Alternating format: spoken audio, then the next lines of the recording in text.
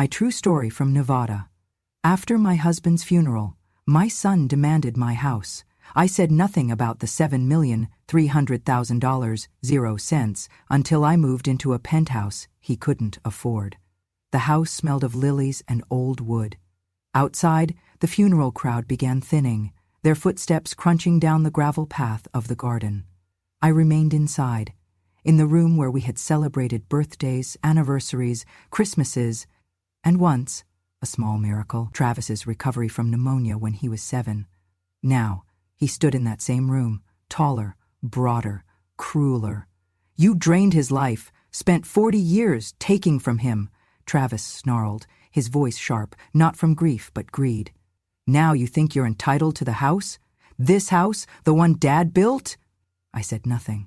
My fingers ran along the carved edge of the dining table. My husband made this table himself. I remembered the way he cursed the sander, the way he grinned when he got the varnish right. Travis never saw that version of him. He was too busy chasing jobs in other cities, coming home only when it was convenient. Kelly's heels clicked sharply on the hardwood as she moved closer. He's probably turning in his grave, she spat. Knowing you're still here, still clinging to this outdated shrine of a house, this place reeks of the past. My hand tightened on the back of the chair. The photo of my husband still sat on the mantel, untouched. He had chosen that frame himself, the silver one with the twisted edge. I would not let them touch it. I've signed the transfer forms already, Travis said with a mocking nod. The house, the car, the joint accounts, everything. You should probably look into assisted living. I hear there's a place with bingo nights down by the freeway, Kelly laughed. Or buy a cemetery plot, prepaid discount. It was not the words that hurt, it was the rehearsed coldness. They had planned this. My husband's body wasn't even cold in the ground. I turned to them and smiled gently, like I had done when they were children throwing tantrums over candy. That smile made Kelly's eye twitch. I said nothing, not because I was weak, but because there was nothing to say to people who had already closed their ears. I walked to the fireplace and picked up the photograph, slipping it into my handbag with care. His smile in that picture held stories only I remembered. I took one last look at the house and walked out the front door. Outside, the sun was too bright for a funeral day. The world moved on. So did I, but they had no idea what I carried with me. Not just the photo, but the envelope.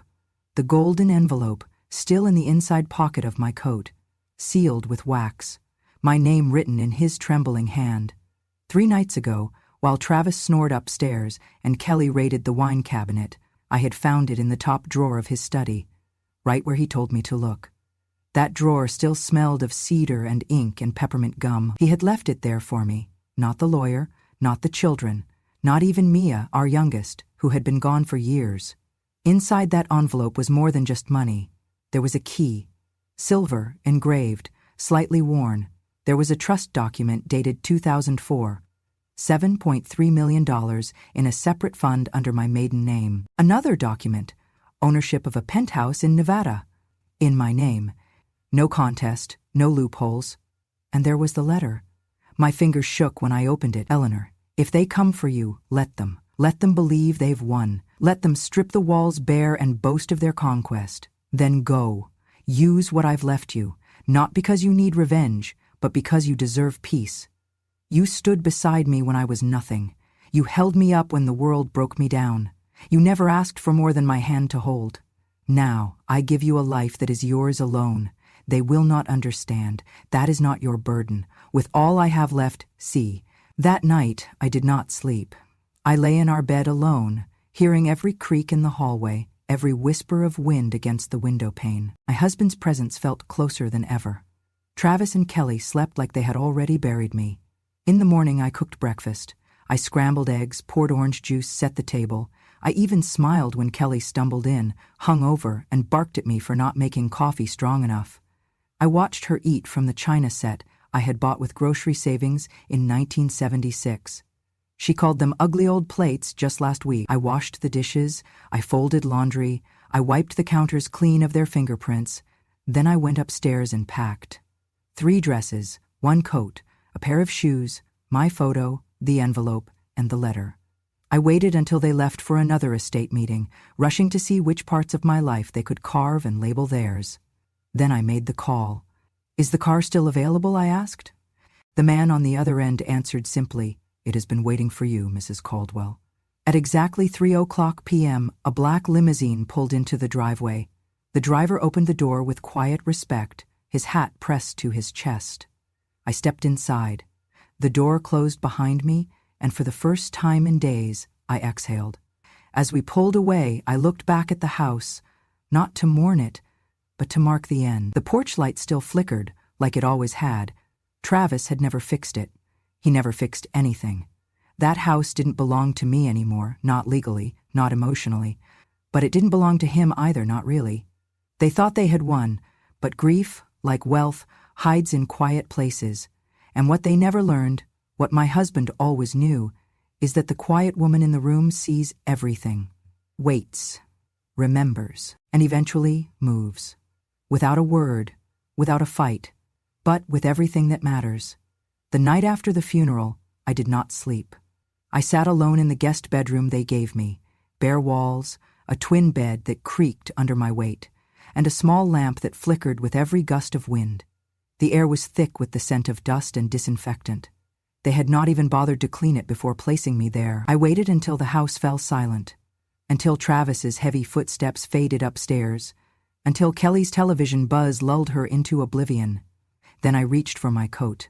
The envelope was still there, golden, untouched, a private world sealed in wax.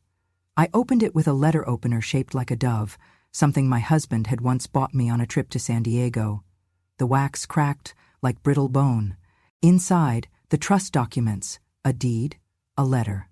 I spread them across the bed, smoothing each page with trembling fingers. The trust. $7,300,000, 0 cents. Dated back to 2004, created after Travis's second DUI, when my husband had finally accepted what I already knew: our son would never be ready for real responsibility. The penthouse, fully paid, purchased under my maiden name with a Nevada address, a high-rise, downtown Las Vegas. Maintenance fees prepaid until 2030, fully furnished. And the letter. "If our son turns away from you, as I fear he might, I want you to know I planned for this. I could not stop the rot in his heart, but I could protect you from it. You were always more than the silence they mistook for surrender. You were the backbone, the breath, the reason. Go, choose the life that sees you, not one that erases you. And Eleanor, do not wait for their apology. Walk away, see." I sat there in that cold room, holding a letter soaked in love and regret, and something shifted inside me, not anger, not even revenge. Clarity. At 3:17 IAWAM, I picked up the phone. "Is this Mr. Santos?" I asked. The voice on the other end was calm, precise. "Yes, ma'am. Your husband said you might call. I need the car today." He did not ask questions. "It will be outside by 9 a.m. I did not sleep after that. I folded my clothes with care. I packed exactly what I needed: 2 dresses, a coat, a pair of gloves, the letter, and the photo of my husband. I tucked the trust and deed into the lining of my handbag. At sunrise, I made tea. I sat at the kitchen table, staring at the morning light creeping across the tiles. The house was quiet, but not peaceful. It never had been, not truly. Travis came downstairs, half awake. He grunted at me, no apology, no question. "Make sure you lock up when you go," he mumbled. "We're meeting the realtor this afternoon." Kelly followed him, curling her lip as she passed. "You're still here?" I smiled gently, not for long. They didn't hear me. They were already gone. At 8:59 a.m., the limousine pulled into the driveway. It was sleek, black, and understated, exactly how my husband would have arranged it. The driver stepped out, dressed in gray, his movements practiced but respectful. "Miss Caldwell," he said, opening the door. I didn't look back as I stepped outside. The wind was crisp. The garden my husband planted, his roses, his hydrangeas, still bloomed beneath the morning frost. I paused only once, beneath the arch he built for our 40th anniversary. My fingers touched the metal, cold, unyielding. Then I walked down the path, suitcase in hand. The door of the limousine closed behind me with a quiet finality. As we pulled away, I saw Travis in the upstairs window, jaw slack, Kelly behind him in her robe, mouth moving in protest. They had heard the engine. Too late. Too slow. The house grew smaller in the rearview mirror, and I felt no sadness, only relief, like I had been holding my breath for 40 years and could finally exhale. The driver glanced at me in the mirror. "May I take you straight to the property, or would you prefer to stop for coffee?" "Straight there," I said, "but drive slowly." He nodded. Las Vegas came into view around midday. The desert shimmered on either side of the road, the city rising like a mirage that refused to disappear. Neon and stone. Memory and reinvention. The penthouse was on the 33rd floor. When the elevator doors opened, I stepped into a world that had waited quietly for me. Marble floors, tall windows, a view that stretched to the mountains. The furniture was soft, modern, untouched. The kitchen gleamed. The air smelled like possibility. On the glass dining table was a bouquet of dried lavender, my favorite. A note sat beside it. For the woman who remembered everything, even when no one else did. I pressed a hand to my chest. For the first time in days, I let myself cry. Not for what I had lost, but for what I had kept. That afternoon, I walked barefoot across the balcony, my hair catching in the wind. Below, Las Vegas pulsed with life. Casinos, chapels, secrets and second chances. Inside, I called the bank, I called the lawyer, I called Mia, my youngest. She didn't answer, but I left a message. "Honey," I said, my voice steady, "I'm somewhere new, somewhere right. I hope you'll visit. I'd like to see your face again." Then I sat down at the piano my husband had installed just for me, though I hadn't touched keys in years. I played one note, then another. The music came back slowly, like memory, like forgiveness. By sunset, I was no longer the woman they tried to bury beside my husband. I was someone else, someone he believed in, someone who had finally remembered herself. The next morning, while the coffee still steamed in their mugs and the hangover from their own arrogance lingered, Travis and Kelly sat lazily in their kitchen, flipping through television channels. The house was quieter without me. They had already begun moving furniture, opening drawers that had been mine, boxing books they never read and heirlooms they never understood. Kelly was chewing toast when the news anchor's voice caught her attention. Breaking local development news. Nevada's most luxurious residential penthouse has just changed hands. The 33rd floor of the prestigious Asterion Tower, previously unclaimed in public records, now belongs to a surprising figure. Travis glanced up. The screen cut to footage of the building, sleek, shining, rising like a crown above the Las Vegas skyline. The anchor continued. "Our sources confirm the new owner is Eleanor Caldwell, widow of the late Charles Caldwell, founder of Caldwell Electrical Solutions." The trust fund behind the purchase, we're told, was active for nearly 2 decades, quietly growing under her name. The camera panned to a shot of me standing in the penthouse window, silhouetted by the desert sun. My hair was pinned back. I wore a navy silk blouse and a pearl necklace my husband gave me when Mia was born. I wasn't smiling. I was just present, fully present, not a shadow, not a burden, but a woman standing in her own space. Kelly choked on her toast. "That can't be real." Travis dropped the remote, the batteries spilling across the floor like marbles. "No," he stammered. "That's some mistake, that's photoshopped or something." But it wasn't. I was there, and I had never looked more like myself. They rewound the segment, watched it again, then again. The news anchor's voice now cut like salt. From a house quietly taken from her, to a view no one saw coming. Eleanor Caldwell's story is a reminder. Sometimes the softest voices hold the sharpest turns. Travis slammed his palm against the counter. "She made us look like thieves on national TV." Kelly's face darkened. "She made herself look like royalty." They wasted no time. Travis changed clothes like a man dressing for war. Kelly curled her hair. They drove in silence, their fury heavy enough to fog the windows. When they arrived at the Asterion Tower, the valet didn't acknowledge them.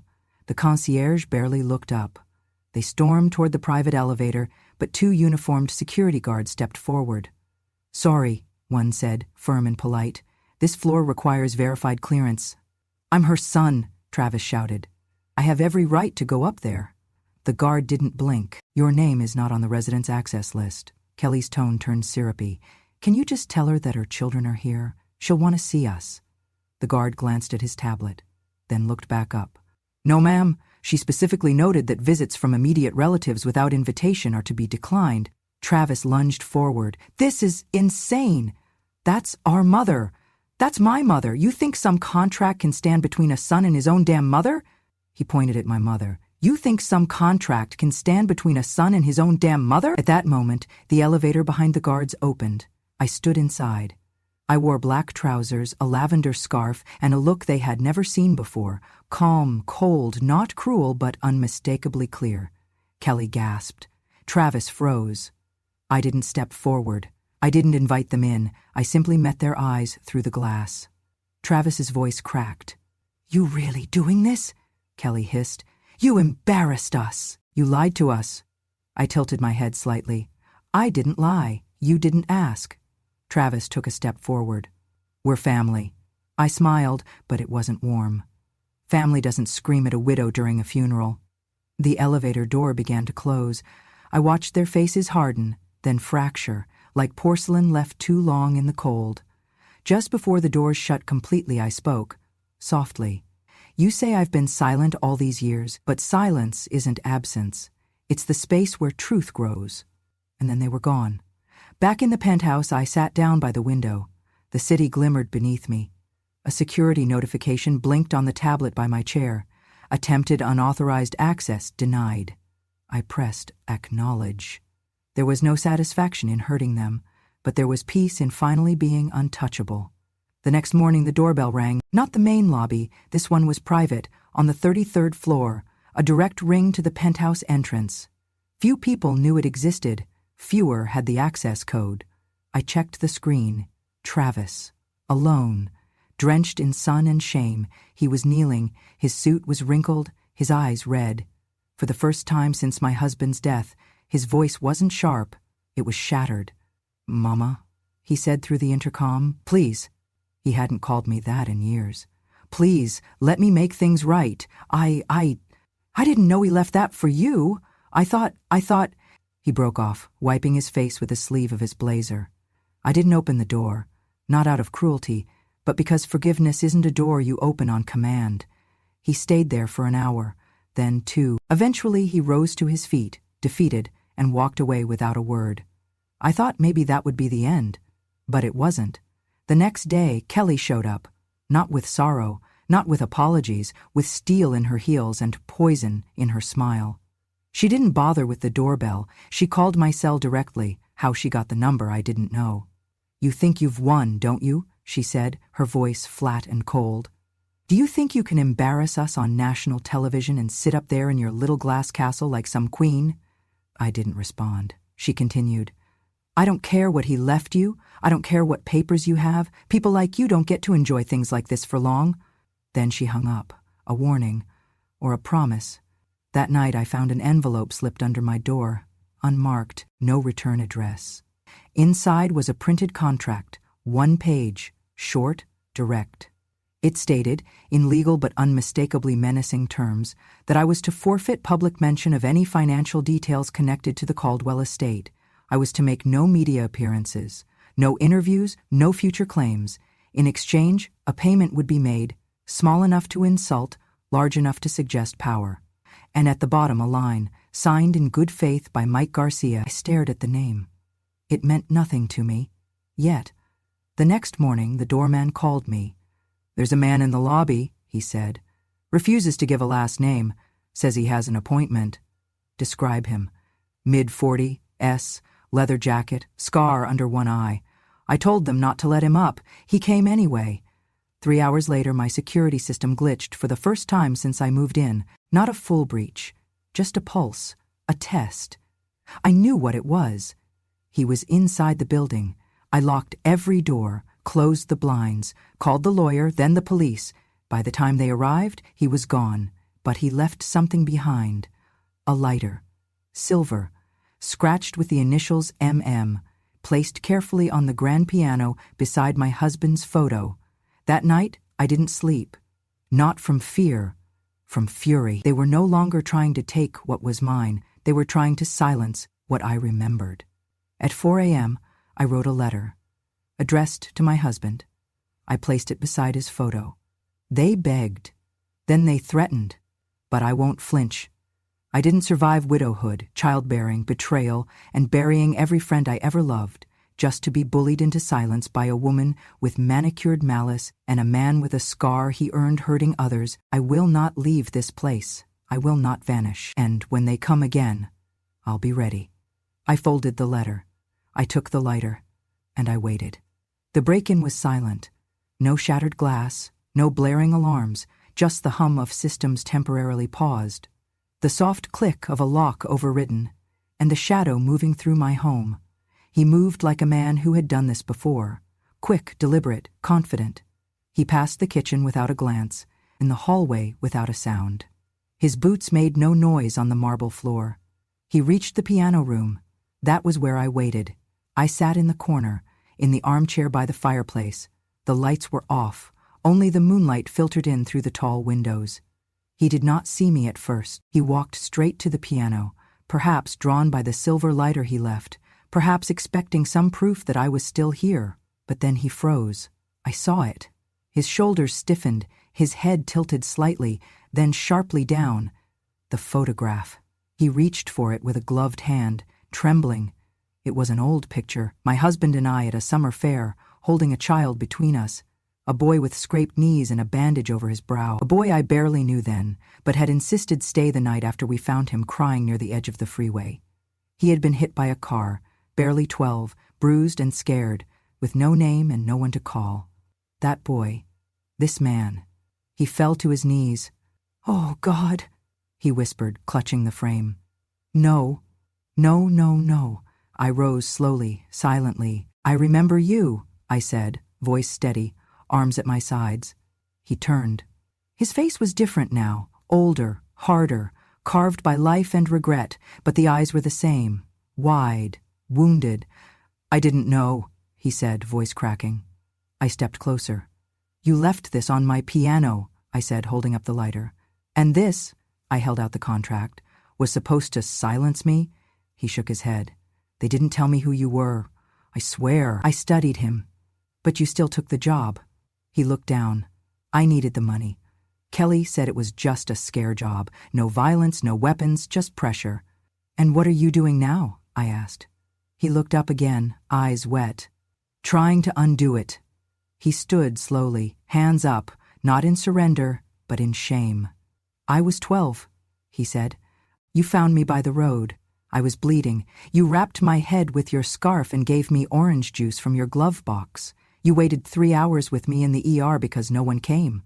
I remembered the scarf, lavender wool. "You told the nurse I was your nephew," he said, voice cracking again. "So I wouldn't get dumped into a shelter." He stepped forward, holding out the photograph. "I never forgot your face." Silence stretched between us. Then I asked, "Why didn't you leave when you saw it was me?" He swallowed hard. "Because I'm tired of being the weapon in other people's hands." I nodded slowly. "What's your name now?" I asked. "Mike," he said. "Mike Garcia. Been going by that since I turned 18. "And what are you going to do now, Mike?" He looked me straight in the eyes. "I'm going to protect you." Then he reached into his jacket, pulled out a second envelope. "Here," he said, "everything they gave me. The contract, the cash deposit, and this," he handed me a small flash drive, an audio recording of the call. Kelly's voice, Travis in the background. They planned it together. I took the drive without flinching. "You'll testify?" I asked. He nodded. "Under oath, under God, however you need me." We stood in the quiet of the penthouse. Two people the world thought had nothing in common. But both of us had been used, both of us had been forgotten, and both of us had survived. That night, I wrote a new letter to my husband. "She sent a man to silence me, but he was not a weapon. He was a boy we once saved, and now he has returned, not as a threat, but as a shield. Your faith in me was never misplaced, and neither was mine in the world." Sometimes the lost return not to haunt, but to protect. I folded the letter. Mike stayed the night in the guest room. He didn't sleep, but he stood watch. And for the first time since you died, Charles, I slept without fear. I met with the lawyer on a Tuesday morning. Her name was Diane Patel. Sharp mind, steady eyes, and a voice that never needed to rise above a whisper. She read every page of the contract Mike handed over, scrolled through the audio files twice, then sat back in her chair and folded her hands. "We have them," she said simply. "I didn't ask for revenge. I asked for protection, for clarity, for the line between injustice and consequence to be drawn boldly and publicly." Diane filed the lawsuit within 48 hours. The charges were serious: conspiracy to intimidate an elderly individual, coercion, attempted fraud via falsified estate documents, and collusion to suppress lawful inheritance. There was a separate injunction to freeze all Caldwell asset transfers Travis had tried to claim. Mike signed his affidavit under oath. In his statement, he laid out the timeline: how Kelly had approached him through an intermediary, how the payment was made, how the contract was crafted in vague but damning language. He submitted the voice recording where Kelly said, "She won't talk if she knows someone's watching," and where Travis added, "Make it look like she's losing her mind." The moment that audio went public, everything changed. The media caught wind within hours. The first headline came from a small legal blog: "Nevada widow fights back against threats from her own family." Then a regional news site picked it up, then national outlets. By the end of the week, my name was on every newsstand from New York to San Diego. The New York Times ran a feature, "Inheritance and Intimidation: The Eleanor Caldwell Story." The Las Vegas Sun had a more blunt headline: "They took her house, she took back her life." But the one that stayed with me came from a social media post shared over 2 million times. This is not just a story about money. This is about the quiet power of a woman who refused to be erased. This is about a mother, not a wallet, not a doormat, not a relic, a mother. The comment sections were filled with outrage. "He should be disowned," one woman wrote. "I'd rather die alone than be treated like that by my own son. My grandma raised me," another wrote. Reading this made me cry in the middle of my shift. We have to do better. One post, from a trauma therapist in Minnesota, went viral. "Elder abuse is real, financial manipulation is real, but so is justice. This woman is proof." In the middle of this storm, Travis and Kelly vanished from the press. No statements, no apologies. Their lawyer issued a half-hearted denial, calling the situation a family misunderstanding exaggerated by the media. Diane responded with 3 words at the press conference: "We have evidence." The courthouse scheduled a preliminary hearing within 10 days. Mike flew in early, suited in black, hands steady. When asked why he came forward, he simply said, "Because she saved me when no one else did, and I'm not letting anyone hurt her again." I sat beside Diane at the front of the courtroom. Behind us were reporters, advocates for elder rights, college students, and strangers who had driven from other states just to witness it. Some held signs. One said, "My mom matters." Another, "Silence is not consent." The judge called the room to order. I kept my hands folded in my lap. I did not cry. I did not smile. I was not there to gloat. I was there to remind them of who I was, of what I had endured, of what silence could build if given time and truth. The courtroom was packed before sunrise. Outside, reporters lined the courthouse steps. Cameramen jockeyed for position. Microphones clutched like weapons of truth. Some whispered that the Eleanor Caldwell case would redefine elder protection law. Others just wanted to see the woman who had risen from ashes and silence to shake a nation's conscience. I walked through the main doors, flanked by Diane on one side and Mike on the other. He wore a navy suit, clean-shaven, hands trembling just slightly. Inside, the gallery buzzed. Journalists, advocates, law students with notebooks, even 2 elderly women from Arizona who'd driven 8 hours just to be in the room when justice remembered what a mother looks like. Travis and Kelly sat across the aisle, rigid, pale, surrounded by a team of expensive-looking lawyers who couldn't quite meet my eyes. The judge, a sharp woman in her 50s, entered swiftly and wasted no time. "Let's begin." The state laid out the facts first.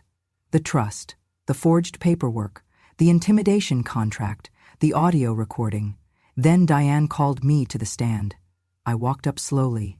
No cane, no hesitation. I looked out at the crowd, then at Travis. He did not look back. I took a breath and spoke.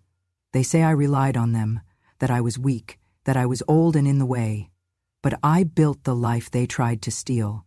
I held my husband's hand when we had nothing but dreams and bills. I cleaned houses, cooked meals, saved pennies in coffee cans, and when we finally had something, I gave it all to them. My voice didn't waver. But when he died, they saw me as leftover, like my love had expired with his breath. I turned slightly, meeting the judge's gaze. I didn't come here to punish my son. I came here because silence isn't always survival. Sometimes silence lets rot grow unchecked. This isn't about money. This is about dignity, about not letting the people you raise become the people who bury you before your time. I stepped down. The room was silent.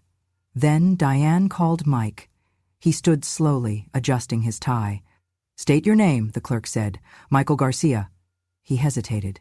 "Former collector, now private security, and your relationship to the plaintiff." His voice cracked. "She saved my life. 24 years ago, I was 12, bleeding on the side of the road. She gave me orange juice and her scarf, pretended I was family so I wouldn't end up in a shelter." He pulled a folded photo from his pocket, held it up. "That's me. That's her. That's the man who married her and raised me better in one day than my father did in a lifetime." Then he placed the photo down and took a breath. "I was hired by Kelly Caldwell, paid cash to deliver a contract to intimidate her. I didn't know who the target was until I got inside." His hands shook slightly now. "When I saw the photo on her piano, I couldn't do it. I couldn't be the weapon they paid for." He handed over the flash drive. "On here is the recording. Kelly gave the order. Travis approved it. I kept the proof because I knew someday someone would ask why I didn't follow through." He looked at me then. "She didn't just save me once. She saved me again by being someone worth protecting." Diane rested her hand gently on his shoulder as he stepped down. The judge reviewed everything quietly for nearly an hour. Then she spoke. "Eleanor Caldwell, the court recognizes the emotional, legal, and financial injustice committed against you. Your testimony was not only credible, it was courageous." She turned to Travis and Kelly. "You used legal manipulation and coercion to isolate and control your mother. You treated her not as a person, but as an inconvenience. That ends today." She banged the gavel once. "Travis Caldwell, your inheritance claims are revoked. Your name is removed from any account related to the Caldwell estate. Kelly Caldwell, you are hereby issued a restraining order. You are not to contact Eleanor Caldwell in any form." Then the final blow. "You are both ordered to pay damages totaling $2,500,000, 0 cents, to the Legacy and Justice Foundation established by the plaintiff. And this court strongly recommends psychological evaluation before any further estate appeals are entertained." The courtroom erupted. Some gasped, some applauded. Travis buried his face in his hands. Kelly stood frozen, as if her bones had turned to glass. I sat still, not triumphant, just free. Outside, the reporters swarmed, but I said only this: I didn't win today. I remembered who I was, and the law finally did too. The weeks after the trial passed not in silence, but in transformation. The penthouse that once felt like a safe house became a headquarters. My living room filled with blueprints, laptops, legal pads, and stories, hundreds of them. Stories mailed, emailed, whispered through tears, from women, from men, from the elderly across the country who saw my face on television and recognized a version of their own. "You made us visible," one letter read. "They thought we were furniture, but you stood up." That was when I knew it was time. Legacy and Justice was born. In the spring, a nonprofit, a mission, a mirror. Mike became its first director of security. Ironic, perhaps, but fitting. He now wore tailored suits and carried a clipboard instead of a threat. He greeted guests at the front desk and escorted survivors to their first meetings with lawyers and counselors. No longer a shadow in someone else's story, he had a name, a role, a purpose. We offered free legal assistance to elderly victims of financial abuse, temporary housing, psychological support, and perhaps most importantly, we listened. Each case started the same way, with silence, and ended with a voice. On the day we held our first press conference, the news crews returned, not for scandal this time, but for service. They asked me what I hoped the foundation would achieve. I said recognition, for the ones left behind, for the ones who fed generations with calloused hands and were repaid with neglect. This is not a charity. This is a reclamation. That afternoon, a letter arrived. The handwriting was familiar, cursive, delicate. I opened it slowly, breath caught between hope and caution.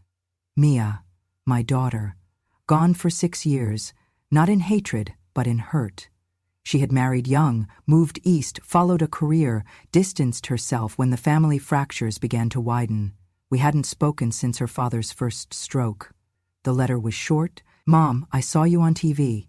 I didn't know what you had lived through. I thought your silence meant surrender. Now I see it was strategy. If you'll have me, I'd like to come home. Love, Mia. She arrived 3 days later. No camera crews, no announcement. Just a knock on the door and a breathless moment. I opened it. She stood there with her suitcase, and before she could speak, I pulled her into my arms. We cried.